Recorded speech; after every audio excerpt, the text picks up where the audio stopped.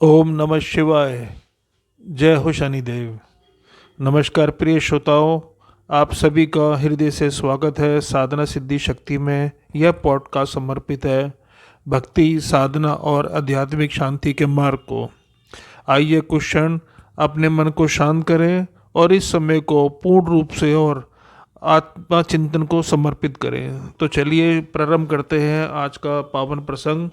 दोस्तों, आज का पावन प्रसंग शनिदेव के ऊपर है, क्योंकि बहुत से मैंने चीज़ें देखी हैं कि अखबारों में, किताबों में और यहाँ तक कि पॉडकास्ट में एक तरह की ही चीज़ें रिपीट हुई जा रही हैं। और मुझे नहीं लगता कि 100 आदमी में से सिर्फ 10 आदमी ही शनिदेव की जब दृष्टि पड़ती है तो आराम में है। बाकी 90% जो लोग हैं वो घिसते रहते हैं, एड़ियाँ घिस जाती हैं, पैसा खर्च खर्च के, भटक भटक के, उपाय कर कर के, पर कोई मार्गदर्शन देने वाला नहीं है, सब डराने वाले हैं। तो दोस्तों आओ, आज मैं इसी पर एक चर्चा करूंगा आपसे। मेरा यही प्रयास रहेगा कि अगर कुछ लोगों को भी मेरे इस पॉडकास्ट से अगर फ़र्क पड़ता है तो मैं समझूंगा कि जो मेरा प्रयास है वो सफल हुआ। दंड और पारितोषिक कर्मों के फल है शनि देवता को न्यायाधीश कहा जाता है। अब न्यायाधीश के सामने तो सज़ा भी हो सकती है, सुनवाई भी हो सकती है, दंड भी मिल सकता है, जुर्माना भी भरना पड़ सकता है, फटकार भी मिल सकती है, जेल यात्रा भी हो सकती है।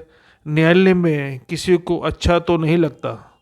न्यायालय के परिसर में खड़े होकर निराशा होती है, भय होता है, मानसिक प्रताड़ना होती है, धन की हानि होती है, सदा तनाव बना रहता है। न्यायाधीश के सामने खड़े होने पर एक राजा की राज्य सत्ता शून्य हो जाती है, एक नेता की नेतागिरी शून्य हो जाती है, एवं तथाकथित महान महान की महानता गायब हो जाती है। विद्वान की विद्वता हवा में उड़ जाती है। बड़े बड़े बुद्धिमानों की बुद्धि कुंद हो जाती है। बहुत बोलने वालों के गले रूंग जाते हैं। पैसे वालों की अर्थशक्ति बेकार हो जाती है। बड़े बड़े बाहुबलियों का बाहुबल 2 मिनट में फुर हो जाता है, इत्यादि इत्यादि। न्यायाधीश के सामने समाज में तथाकथित प्रतिष्ठित, तथाकथित सम्माननीय, शक्तिशाली, महान, माया जाल फैलाने वाले इत्यादि इत्यादि अपनी वास्तविक औकात में आ जाते हैं। इन सबको उठाकर न्यायाधीश एक कोने में रख देता है और फिर जितने भी तथाकथित प्रभाव डालने वाले मस्तिष्क के द्वारा निर्मित उपकरण होते हैं उन सब की धज्जियाँ 1 मिनट में उड़ जाती हैं। बड़े से बड़े कथनांक, बड़ी से बड़ी माया, बड़ी से बड़ी लीला, बड़े से बड़े जंजाल, बड़े से बड़े सुल्फे, हवाई किले, बड़ी से बड़ी चुनौतियाँ, तर्क इत्यादि के न्यायालय में क्षण भर में अंदर धज्जियाँ उड़ जाती है। जहाँ तक न्यायाधीश के सामने चिंदी चिंदी छिंदी छिंदी हो जाता है। सारे आवरणों की धज्जियाँ अगर कहीं उड़ते देखना है तो वह है न्याय का मंदिर, सत्यमेव जयते। सत्य की प्राप्ति का एक ही मार्ग कि समस्त छद्म का, समस्त झूठ का, समस्त तथाकथित जुगलबंदी, तथाकथित मिथ्या इत्यादि की धज्जियाँ उड़ जाएं। ठीक उसी प्रकार जैसे कि एक विस्फोट अब एक बहुमंजिली इमारत को, जिसमें नाना प्रकार के तामझाम है, एक झटके में जमींदोज कर देता है। ठीक इसी प्रकार शनिदेव की उपासना समस्त असत्यों को बड़ी बारीकी से जमींदोज कर देती है। चाहे वह सत्य आपके द्वारा रचित, चाहे वह असत्य आपके द्वारा रचित परिभाषित हो, समूह के द्वारा रचित, देश, राष्ट्र, पंथ, संप्रदाय इत्यादि के द्वारा रचित और परिभाषित क्यों ना हो। इसलिए शनि की महादशा में कष्ट के घर में, तनाव के घर में, अवसाद के घर में, संघर्ष के घर में, दरिद्रता के घर में, अपमान के घर में, लड़ाई झगड़ों में के घरों में, थाने रूपी घर में चोट, दुर्घटना, हार एकांत, परित्याग रूपी घर में, अलगाव रूपी घर में इत्यादि इत्यादि जातक को कुछ समय तक बैठना पड़ सकता है। जो जातक महाकाल स्वरूपी भगवान शनिदेव की उपासना करता है वह इन तथाकथित घरों में घुसकर सकुशल बाहर भी निकल आता है बिना किसी नुकसान के। महाकाल एवं शनिदेव दक्षिण के देवता है। दोस्तों, यही दो देवता ऐसे हैं जो दक्षिण दिशा के देवता कहलाए जाते हैं, इसलिए ये परम रक्षक भी है। गुरु तो वही है जो मृत्यु के घर में घुसकर बाहर निकाल लाए। 99.9% लोग मृत्यु के घर का नाम सुनकर कांपते हैं। उनकी हालत पतली होने लगती है, वे हाथ जोड़कर गिड़गिड़ाने लगते हैं, दया की भीख मांगने लगते हैं, क्षमा प्रार्थना करने लगते हैं। पर शनि का उपासक या जिस पर साक्षात शनि की कृपा होती है वह मृत्यु एवं उससे संबंधित मृत्यु तुल्य परिस्थितियों के घर में घुसकर हंसता हुआ बाहर निकल आता है। वैसे तो 99.9% लोग मृत्यु के घर में घुसने से पहले ही मृत्यु को प्राप्त हो जाते हैं। जिंदा निकल कर आना तो बहुत बड़ी बात है। मृत्यु से हाथ आंख मिलाकर गले मिलाकर शनि उपासक बाहर निकल आता है। शनिदेव की दृष्टि एवं रुष्टता दोनों ही मानव जीवन को प्रभावित करती है। कृपालु होने पर शनिदेव ऐश्वर्य के पावड़े तक बिछा देते हैं और रुष्ट होने पर संतरास के शूलों से जीवन का प्रत्येक निमिष असहाय कर देते हैं। अतः मनीषियों ने विपरीत परिस्थितियां उत्पन्न होने पर संघन साधना का परामर्श दिया है। शनिदेव की पूर्ण कृपा पाने के लिए अपने व्यस्त समय में से कुछ समय निकालकर दोस्तों शनिदेव की आराधना कर उन्हें प्रसन्न करने की जरूर कोशिश करें। याद रहे, यदि कोई अपराधी न्यायाधीश के क्रियाकलापों पर टोका टिप्पणी करता है तो न उसे न्यायाधीश का चरित्र बदलता है और ना ही उसका कर्म। देवता की प्रसन्नता के लिए प्रतीक का पूजन किया जा सकता है जो फलदायी होता है। शनिदेव की कृपा के लिए शनि यंत्र के रूप में शनि ग्रह ब्राह्मण में दृष्टिगोचर है। शनिदेव का भय भी लोगों को बहुत सताता है। यह प्रबुद्धजनों को तय करना चाहिए कि देवता की कृपा चाहिए कि देवता की कुदृष्टि से बचना चाहिए। संतों की राय में तो कृपया ही विनय से सारे काम बना करते हैं। शनिदेव की पूजा में पहला कदम क्या ना करें। सबसे पहली और सबसे मूल बात जानने की यही है कि भगवान शनीश्वर वह देवता है जिनको आदर पूर्वक और श्रद्धा के साथ पूजना है। ज्योतिष में ग्रह देवताओं को संतुष्ट करने के लिए कई तरीके बताए गए हैं, लेकिन शनिदेव बुरे प्रभावों को दूर करने के लिए किए जाने वाले निष्ठाहीन व त्वरित उपायों से जल्दी से शांत होने वाले नहीं हैं। दोस्तों, बड़ी महत्वपूर्ण बात है। क्यों? क्योंकि शनिदेव शनै शनै चलते हैं और आपकी तरफ से किसी दूसरे ने द्वारा किए जाने वाले उपाय से तो वह बिल्कुल खुश नहीं होते, ही ध्यान रखना। आप चाहो कि मैं किसी को बोल दूँगा वो मेरे नाम से शनि के जाप करे और आपका उस पर प्रभाव आ जाए पॉजिटिव, तो ये होता नहीं है। करके देख लीजिए। यह शनिदेव की प्रकृति ही नहीं है कि किसी से आपने अपने जाप करवाए, आपके नियमित जाप हो रहे हैं और आपको सफलता और आराम मिल रहा है। इसलिए विनम्रता भरे मन से शनिदेव को प्रसन्न करना शुरू करें। मतलब कि खुद से ही शनिदेव प्रसन्न होंगे। वह आपकी खुद मेहनत को आंकेंगे और उसके बाद वह अपनी प्रसन्नता और अपनी कृपा आपके ऊपर रखेंगे। जो व्यक्ति शनिदेव की पूजा करता है वह न केवल कष्टों और समस्याओं को दूर करने के लिए आशीर्वाद प्राप्त करता है, बल्कि वह जीवन पाता है जो वास्तव में जीना चाहता है। शनिदेव की पूजा सुरक्षा भी प्रदान करती है। यह सुरक्षा मंगल की शूरवीर सुरक्षा की भांति नहीं होती, अपितु मन को संतुलित और धीमा करके हानि को दूर करने की शक्ति प्रदान करती है। अगर हानिकारक ऊर्जा एक बुलेट की तरह है तो मंगल देवता अपने जातक को पलटवार करने की क्षमता देते हैं, परंतु शनि देव तो बुलेट की गति ही चुरा लेते हैं और जातक के शत्रु को धरती पर ले आते हैं। इस ग्रह की ऊर्जा को तब उपयोग करें जब आपके जीवन में उथल पुथल हो, व्यवस्था लानी हो और आकार देना हो। शनि देव की पूजा से नियमित दिनचर्या और अनुशासन लाने में मदद मिलती है। शनि देव की शक्ति को योगिक क्रियाओं में महत्वपूर्ण माना जाता है।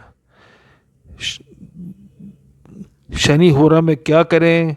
शनि देव की होरा में उनके 108 नाम का जाप करें, कौवे को मीठे तिल दें। मंत्र श्री राम जय राम सुंदर राम। दोस्तों इस मंत्र को याद करो, श्री राम जय राम सुंदर राम। शनिवार श्री राम का विशेष वार है। इस दिन श्री राम और भक्तों के राजकुमार हनुमान जी की पूजा करें। श्री हनुमान का एक नाम सुंदर भी है जो उनकी माता का दिया हुआ है। उनको सुंदर नाम से पुकारने पर भक्तों पर उनकी अपार कृपा बरसती है। यदि शनिवार के दिन इस मंत्र का ध्यान करें तो जीवन में कोई भी कमी नहीं रहती। पीपल के वृक्ष पर हनुमान जी का स्मरण कर तिल के तेल के दीपक में सिंदूर डालकर लाल पुष्प अर्पित करें।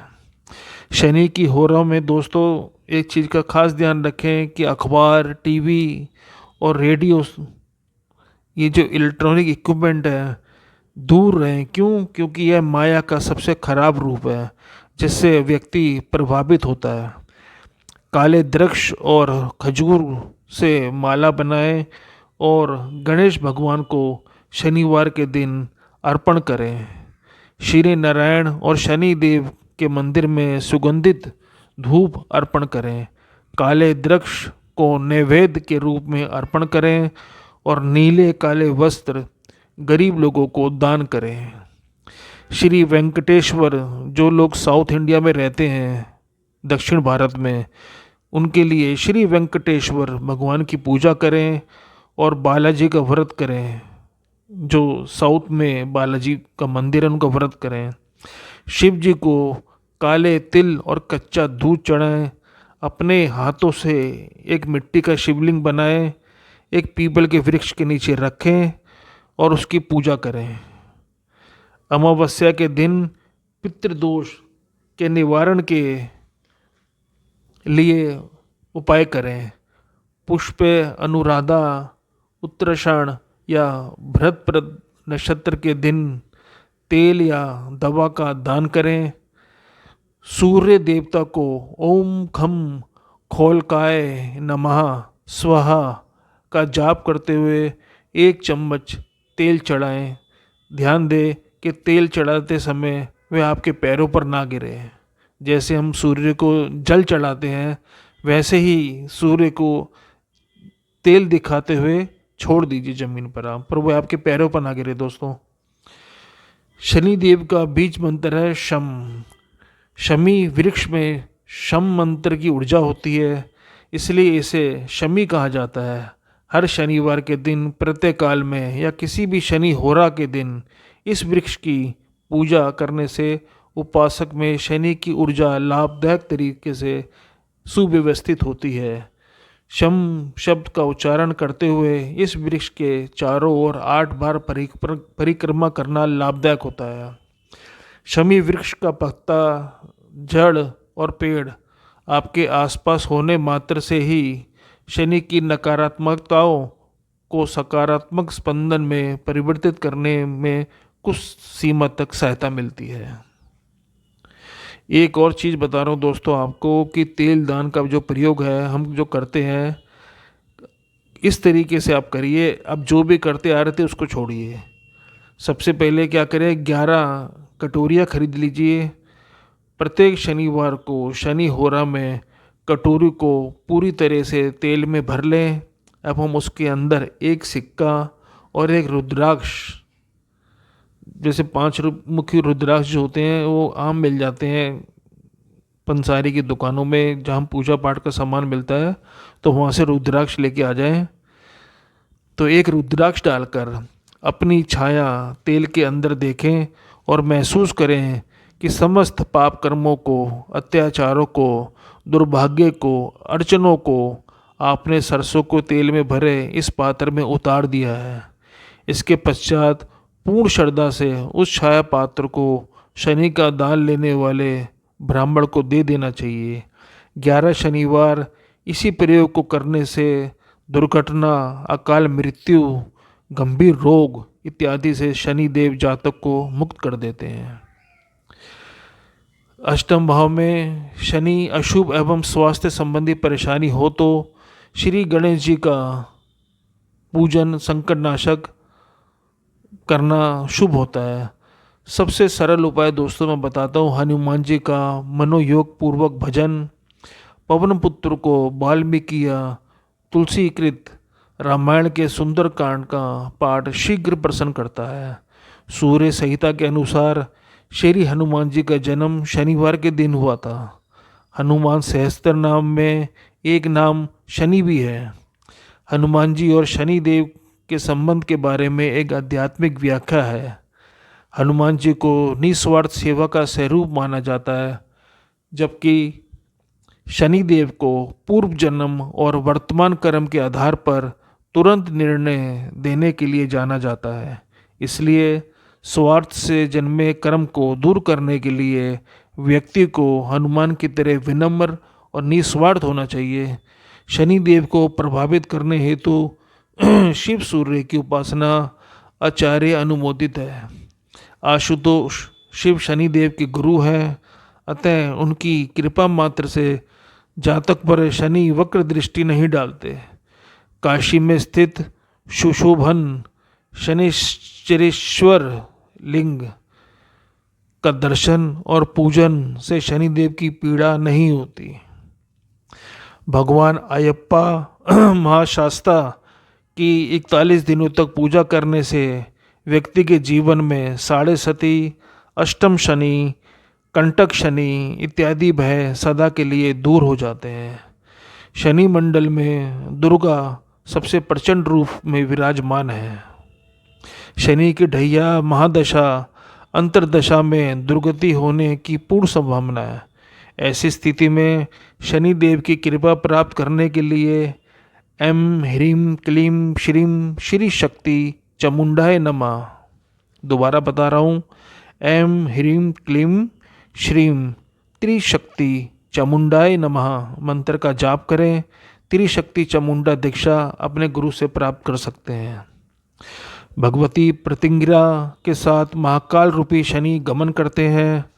महाकाल एवं शनि की युति जातक को काल के मुंह में ले जाती है। जीवन में पराजय, अपमान, निर्धनता इत्यादि समस्त असफलताओं के मुख्य कारण महाकाल रूपी शनि है। अतः हाथ में 3 चंदन युक्त विल पत्र लेकर हाथ जोड़कर शनिदेव की कूट दृष्टि से बचने हेतु महाकाल शनि मृत्युंजय स्तोत्र पढ़ते हुए विल पत्र भी महाविपरीत प्रतिंगिरा के विग्रह पर अर्पित करें।